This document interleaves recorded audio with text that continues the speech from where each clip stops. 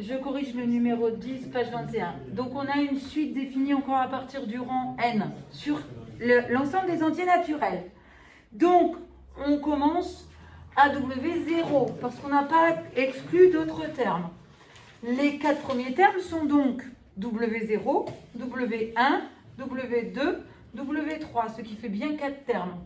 Donc on remplace n par 0, 1, 2, 3 et on obtient très facilement ces valeurs. Ensuite, on vous demande de représenter le nuage de points. Alors, vous allez placer dans un repère où sur l'axe des abscisses, vous allez mettre n et sur l'axe des ordonnées WN, les points de coordonnées NWN. Par exemple, celui-là aura pour coordonnées 0, 4. Donc, 0 en abscisse, 4 en ordonnée. Premier point. Ensuite, ici, 1, moins 2. 1 en abscisse, moins 2 en ordonnée. Et on obtient ainsi un graphe, je ne sais pas si vous voyez bien, avec les points bleus. Et on s'aperçoit que ces points bleus sont les points qui représentent, non pas les termes de la suite, mais les couples NWN.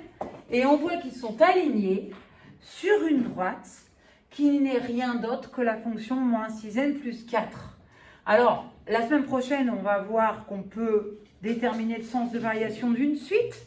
En l'occurrence, celle-ci, c'est une suite qui s'écrit moins 6n plus 4, donc qui pourrait s'écrire Wn égale à f de n avec f qui est égal à f de x qui est égal à moins 6x plus 4, qui est une fonction affine décroissante.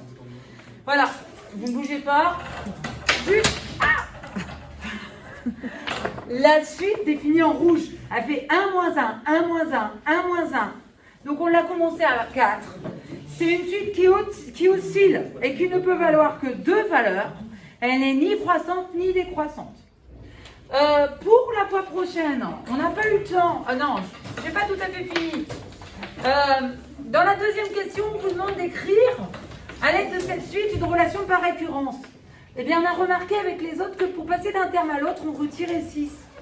Donc, on peut tout simplement écrire, ça se démontre, mais on verra ça la semaine prochaine, que Wn plus 1 est égal à Wn moins 6. On prend le précédent, on retire 6. Et pour Tn plus 1 en fonction de Tn, mais pour passer de l'un à l'autre, il suffit de multiplier par moins 1. Donc, la relation par récurrence qui définirait cette suite serait Tn plus 1 égale à moins Tn. Voilà, je vous laisse continuer le 11, le 12, et j'ai 3 exercices d'entraînement que je mets sur Pronote. Au revoir.